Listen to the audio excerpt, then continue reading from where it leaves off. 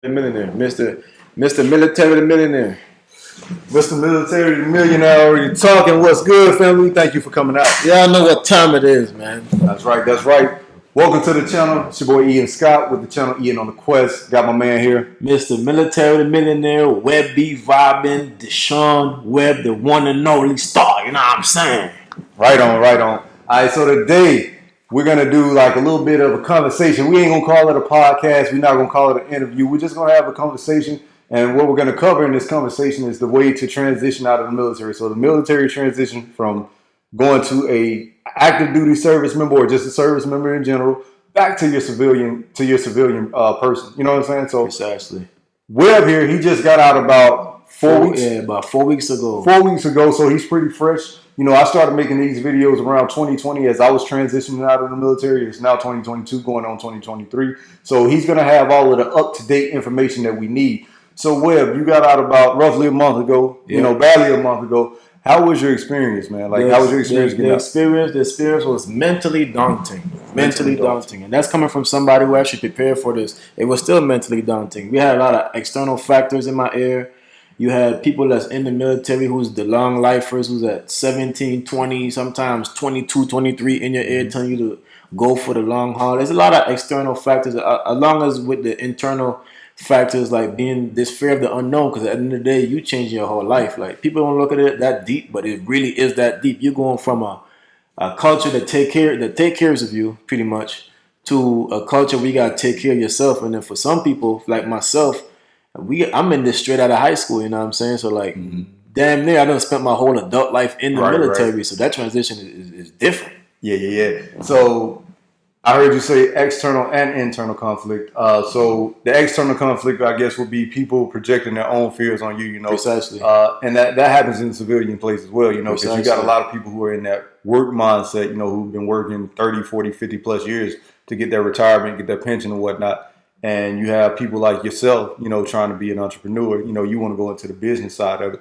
And what I would say for, you know, yourself and others like you is to do what you want to do. It's your life. It's your money. You know, you're going to have to do what works for you. You know, what works for you may not work for him. What works for him may not work for you type. You know what I'm saying? So, like, as far as, like, internal conflict, you're going to always have that as well, no matter what you're going into, no matter how much you say you're prepared for it, no matter how much you prepare for it. If something is new to you, there's going to be something in the back of your mind, you know, where it triggers fear. You know what I'm saying? So precisely. You have to be able to overcome that. And, you know, just speaking on that, how were you able to overcome those internal and external factors? How were you able to block out the noise, and how were you able to? So it's all about building a certain mindset. And for me, I'm an entrepreneur, so I read a lot. I've been learning a lot. So I kind of got that instilled in me from watching countless of videos, watching countless of posts. There's a certain mindset as it takes in general to get where you want to be. So you got to kind of strengthen that mindset. Also, planning.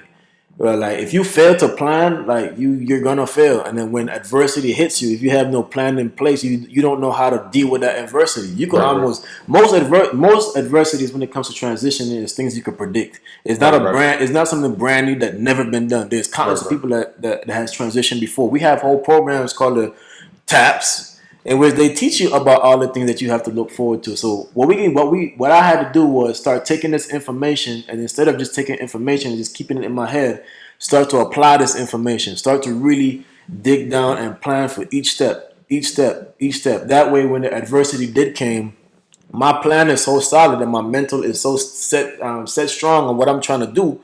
Yes, it does affect me, because of course we are emotional beings. It's a little bit going to affect you, but it didn't knock me off my path. I was still able to maneuver the way I wanted to maneuver at the end of the day. Right. So I heard you say planning. So, you know, essentially goal setting.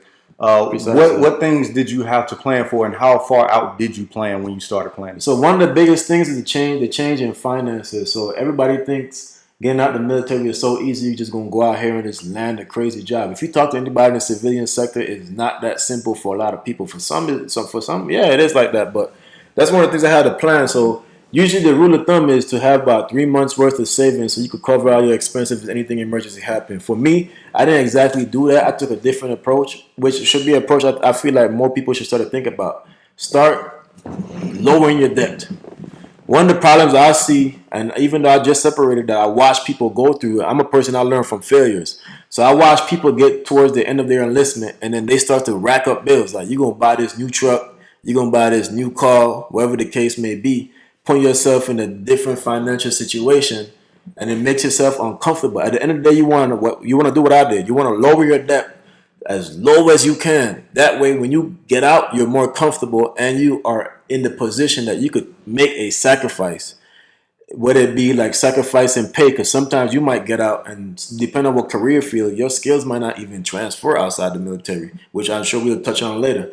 But your skill might not transfer, so you may not be able to get a job that's as well paying as when you were in the military. So by lowering your debt, you put yourself in a position where you could take that L for a little bit to be able to get to where you want to be. And that's just general life information. If you don't put yourself in a position in which you could get to where you want to be and make some sacrifices, you're never going to get there. So right. That's all I had to essentially do, start making sacrifices, start educating myself and so forth. Right. And, you touch bases on, people think they're going to get out and land this crazy job. Mm-hmm. And I can definitely attest to that. You're not, you know what I'm saying, unless you just really apply yourself and just you really own it. It's really hard. It's difficult. You know what I'm saying? I'm not going to say it's not possible, but it's really difficult. And you're going to have to apply yourself and apply everything you learn and learn how to transfer or translate what you did into the military, what you did in the military outside. And I covered that in a previous video. You know what I'm saying? You're not just going to come out here, put what you put on EPR when we had an Air Force. Throw that on resume. I think it's going to be cool.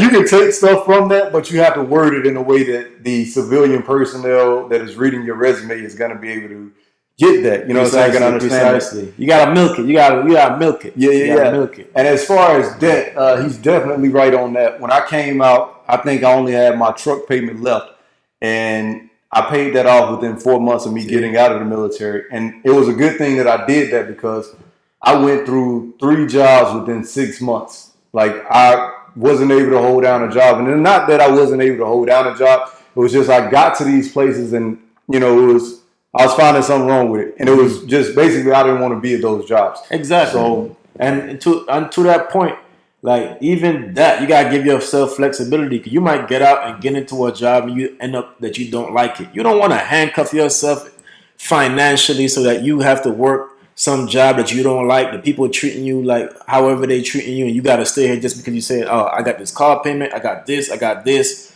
so I can't go nowhere because I have to rely on this income. You want to transition and be happy. Transition into doing something that makes you happy, whether it be getting out and have to go through a couple of jobs. Having an option is just, it's great, you know what I'm saying? It makes you more comfortable. Right.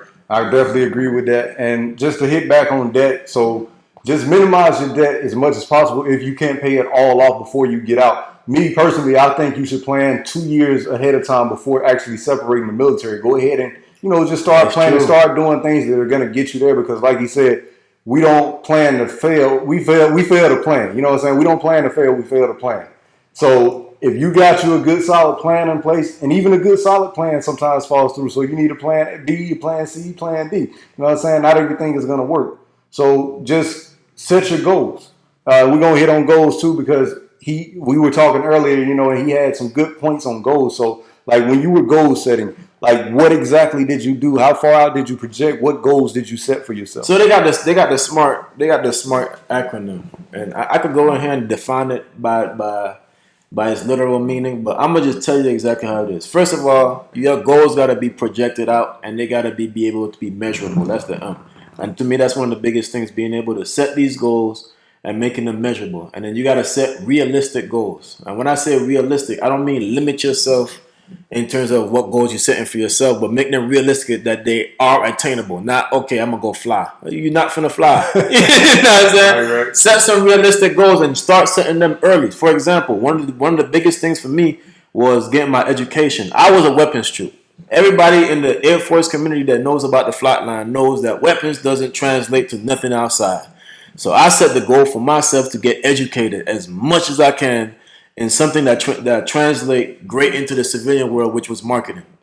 So I started to do that. I started this probably maybe 7 months before I even got out. And I set the goal, you know what, in 3 months, I'm going to have this month certification because it's going to help me do this. So I set the time. It was attainable because according to the program, I could finish it in this whatever amount of time. So it was attainable.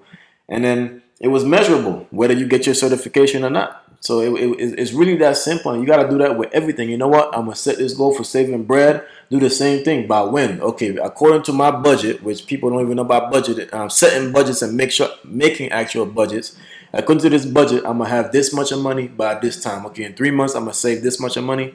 Blase, blase, blase, and so forth and so forth. You honestly, apart from just transition, you should be doing that in your everyday life. Because it's a good practice. It's a good practice to teach, and it helps you stay on course and stay focused and actually reach these goals. Because sometimes you find yourself running around aimlessly if you're not setting no real goals. You know what I'm saying? Right.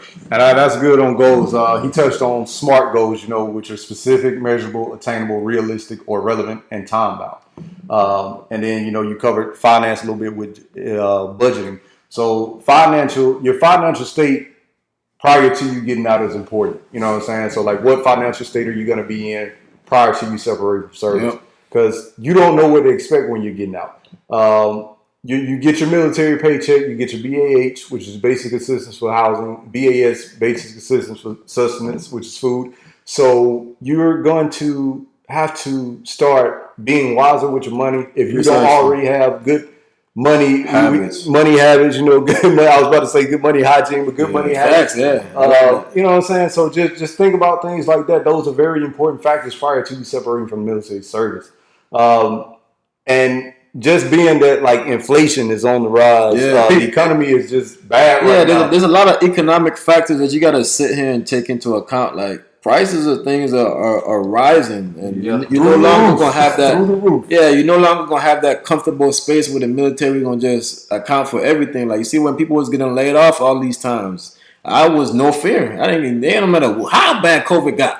Yeah, I would have had a job. You know what I'm saying? I would have had a job. So those are things you gotta think and plan ahead. Like planning ahead is probably the biggest thing. It's almost to a point I would tell you damn near plan ahead for the time you get in your military. If you getting into the military knowing that you about to get out, you need to be planning. You need to be planning your transition already. I said it in one of my videos on my actual page. Like you need to be like a year. I think you said it. You said it to me earlier. You need to be like a year out. 2 years out trying to do this planning for real. That way you could really optimize the plan and make the transition seamless. Right. And I don't think see, for me, I'm gonna speak for me. I don't really think I had a problem setting goals. I think my main problem was sticking to the goals that I had. True, you know what I'm saying? And when you set a goal, that's something you need to practice daily. I was reading a book by Brian Tracy called Get Smart. I'm gonna talk about that book later on. It's a very good book. And he touched on intelligence. Intelligence is not a way of, smarts or IQ in the way we think it is, but intelligence is what you do daily. It's an act of what you do that's going to move you closer to your goals each day. So be intelligent when setting these goals and, apply them each day. Apply yourself to reach those goals each day. I like that. Because if you're setting goals and you're not actively working towards it in a consistent manner, you may never get there, and that's the measurable. You'll find yourself never hitting that measurement. Every 3 months, you're gonna be like, "Oh man, you know what? I'll get it there next month." You start providing excuses to yourself. You don't ever want to get into that mindset, especially when you're making such a drastic transition. Yeah, definitely. But apart from that, like I just said, like really focus on your mental aspect. We talk about planning. Make sure you have a plan and block everybody out. Set your goals. If you want to get out here and be this, get out there and really go towards that. We have countless of resources, and that's one of the biggest things I've been talking to people about is using the resources. The resources, yes, I understand that they're not coming out here and telling us directly what resources we have outside of the TAPS class, but your transition, and at a certain point, you got to take your life into your own hands and go out there and find these resources. And we right here telling you the resources are there between the VA, between Family Readiness Center. I'm not sure what it is in the other branches, but I'm sure you guys have something that's going to do that. You got to go out here and ask people, talk to people who's transitioned before. Really talk to them. They have no reason not to guide you on the right path. It takes nothing from them. Right. And utilize the resources. Like utilize them. I use Family Readiness. I learned about real estate. They help me do resumes. The VA helped me. Bro, my boy was just telling me the other day, there's a program in the VA where you could get another, on top of your GI Bill, you get more help for schooling. He about to have his master's degree for free. See, I didn't know anything. You see what I'm saying? That. You know, and we're gonna put that information out. Like I'm not gonna sit here and hold that information. I don't know the top of my head, but we're gonna get that information out for sure. Because see, I was aware of, when I was in the military, I was going to school through tuition assistance. Yeah. And then when I got out, when I started trucking initially, I used my GI Bill to get my CDL. Yep. So yeah, that's really good information. And when he speaks on using your resources, when you go through the TAPS program, the Transition Assistance Program, you're going to get a lot of valuable information. However, it's up to you to apply that, what you learn in the TAPS class to what you're going to be doing when you get out. So for me, when I went through it in 2020, COVID was big. We didn't even have like a TAPS class. I think a lot of online shit. Yeah, it was online. I think a lot of people, in TAPS, they just use that as a free week because we didn't go to work. Did y'all have to go to work when y'all were doing that? I actually had to go to TAPS class. Okay. TAPS class. See, for me, I didn't have to go to a TAPS class. It was at home. We was on the computer. People were shutting their screens off. I'm pretty sure they were shutting their mics off, so they couldn't hear. Probably playing video games. And that is a very critical point, for you. You need to listen to all that information, take your notes because they're going to teach you how to write resumes. Facts. They're going to teach you how to look for jobs. Facts. They're going to teach you they're going to tell you about everything you need to know prior to you getting out. So they're setting you up. You need to set yourself up. Facts. And for those, I don't know if we said it, but for those, it's Transition Assistance Program. It's a Transition Assistance Program. Yeah, Transition Assistance Program. So I know it's called something different in the Army and the other branches, but the Transition Assistance Program, like really listen and tap into what they got going on and talk to them. If you need extra help, go talk to them. They told me about the Booster Business class. I jumped in that. Now I got all type of resources to help me build a business plan. If you're an entrepreneur, you want to go that along that route, that's cool. You got the Skillbridge program where we talked on a little bit earlier. You got Air Force Cool that's paying for little certifications here and there. Like, for example, the company I work for, Air Force is an AMP company. Air Force Schools pays for your whole AMP. So if you're in that career field, you qualify for your AMP. Boom, you got your AMP for free. And then now you went to this school. They may have some connections with some airlines or something. Boom, now you're in a better position just off the fact that you went and got this certification. So now you're more qualified to do something in the civilian world because these certifications that we're talking about, and between me and him, he could tell you, we got a lot. These certifications mean a lot on the outside because some of us did not take advantage of the TA and got a degree in. We were fools. I don't want to say fools because that may not be the path for everybody. You know what I'm saying? So I don't want to say that. But some of us didn't do that. So it's a little bit harder for those folks. So you need to have something going for you unless you're going to be an entrepreneur. You need to have something going for you so that you can transition. Get them certifications. And the military is willing to pay for them. Go talk to your education center. They'll tell you what certifications they pay for and go do it. It's free. It's free. That's right. It's free, man. It's free. And, just to hit on that, man, you don't want to wing it coming out here now. You know what I'm saying? Like we just talked about inflation, everything's on the rise. Have you a plan? Have you a good solid plan? We're going to say over and over and over and over. That's all you're going to hear. Have a plan, have a plan, have a plan. If you having trouble setting your own plan, go to somebody, hit us in the comment section. We'll help you with a plan. But have a plan going into it for sure. No winging it. And one more thing I want to cover is definitely networking. You know what I'm saying? Like network. You know what I'm saying? Like for people who may not be in the area that they're going to be staying in, you're going to have to relocate. Get on social media. Join these different social groups. LinkedIn, Facebook. Platforms like that, allow you to meet people who are doing the same thing that you're doing that are going to be able to assist you.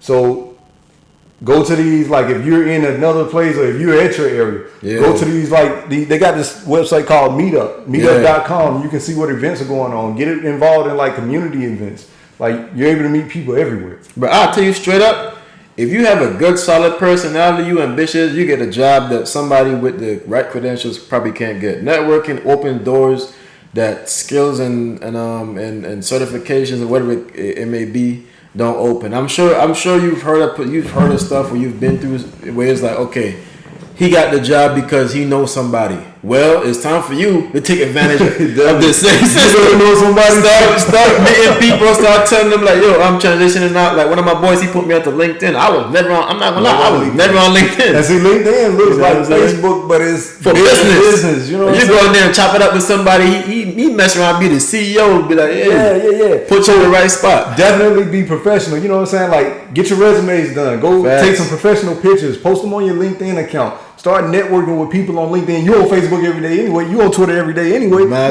Instagram, TikTok. Go to LinkedIn. Set yourself up for success. The difference between what entrepreneurs do and what regular people do is they apply themselves daily to get to where they want to be. They work consistently on the goals that are going to get them to where they want to be. I'll tell people this, like, and then when I talk about opportunities, people wait for opportunities to fall in your lap. For some people, an opportunity to fall in your lap, and you're not even prepared to take advantage of that opportunity. You got to prepare yourself to take advantage of the opportunity. You got to put yourself in the doors. You got to get the knowledge you need. If you want to do something, really apply yourself. One of my bosses was telling me this the other day. If you really want to do something, you need to really go hard at it day in and day out. This is what you living. This is what you breathing for. At least a solid 3 months or something like that to really see results. If you just out here like willy-nilly, like, okay, I want to do this, but I'm gonna do it here, or I gotta hit the bar. You said, what I'm saying? You playing a fool's game. Hey, you playing a fool's game. Like, stop. Hey, respect yourself and stop playing with yourself. Take yourself serious. Take your transition serious, and really go out there and plan it out and go step by step, hitting it. Boom, boom, boom. You're gonna be straight. You can't lose that way. You can't. I'm telling you, 'cause I'm here, I feel like I'm doing well for myself. I'm extremely happy where I'm at. I'm here, my brother. So you apply it. And then another thing we're going to talk about is the terminal leave thing and the transition out. So one of the best processes, I feel, and you have to take advantage of it. I'm still in social groups about it now, which is a Skillbridge transition, where you are able to go and work at a civilian workplace for up to 180 days prior to you separating from service. So take advantage of that. And when you do that, make sure you're in a job that you want to be in, because I saw just the other day where somebody come in and say, hey, we're trying to send a Skillbridge member back because he's no longer showing interest in the job. He's coming being lazy, Don't do that. If playing the fool's game. Yeah, that's a great opportunity for you to get the knowledge, for you to gain experience. And those people, if you do your job well, they're going to offer you the position after your Skillbridge journey is over. Because that's what happened to me, man. You auditioning for the job. Yeah, you auditioning for the job. You know what I'm saying? Don't look at it as free labor. Look at it as, hey, I'm learning. You know what I'm saying? And learn the whole dynamic structure of that job. You know what I'm saying? And I'll tell you, right, how important. So I didn't do Skillbridge, and I regret it. You know why? Because one of the biggest things when I applying for jobs, I look on them job applications. This is my experience. Skillbridge is giving you the experience. Literally, you're able to say, you know what? I work for so and so company for this amount of time. Here's my references from there who could say, hey, he's a great worker, even though he don't have a year or whatever you require of experience. In the 2, 3, 4 months I work with him, he showed this, he showed that, he showed this. Now you don't leverage yourself into a better job, all while you was getting paid from the military to do it. And that's another big thing, man. The Skillbridge is just like an internship, where you're getting the experience. So go ahead and get that experience. Be happy. Go in with a positive attitude. Like I said again, make sure it's somewhere you want to be, or something in the field that you want to be in. Because you don't have to necessarily take that job at that company. Let's say you get that experience at that company and you find another one that's going to pay you a little bit more. Well, like we talked about earlier, it's you. When you get out, nobody is going to hold your hand. Nobody is over your shoulder. You're a big boy now. Nobody is over your shoulder making sure you're getting things done. You're going to have to get those things done.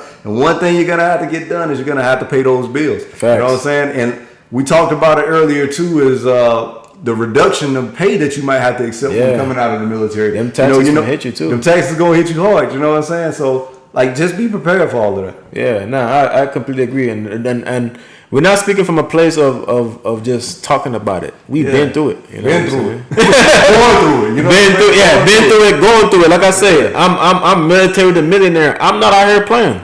Yep. I'm not out here playing. And like I said, there's a lot of stuff where I'm gonna bring to you guys and that I spoke on today that I didn't even get to use. So for me, it's like, damn, I wish somebody told me this. So here we are telling you.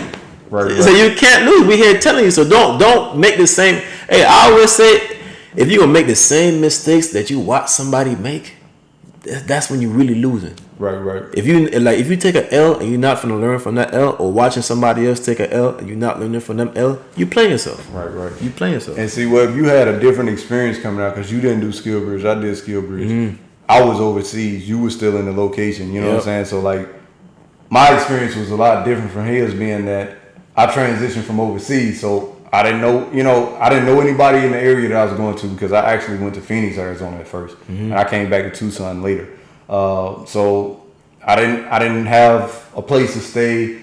I had to rent a car for a month or two. It was hard. I was staying in hotels for like 2-3 weeks, dang near. So you see why the financial aspect is so important. You know what I'm saying? All of that was out of pocket. I didn't get reimbursed for that. You know what I'm saying? So like, you definitely got a plan. Yeah, for me, it was. I'll say this: it was a little easier, but then we gotta remember too. I planned it this way.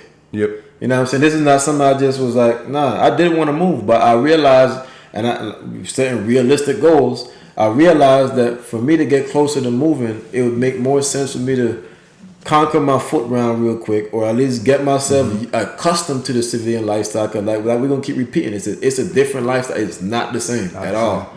It's not the same at all. So I told myself I wanted to get accustomed to the lifestyle first before I then make another drastic change, which is moving from where I was at to a whole nother state. But some people do that. In his case, he didn't have a choice. I had no choice. I had to come back. You know what I'm saying? that's what he had to do. But you gotta weigh up. You gotta look at your specific situation, weigh the options, and make a plan based on that, as well as looking into your future and where you want to be. The help you have. That's one of the things they talk about in TAPS, having help around, talking to your family. But like I say, be wary.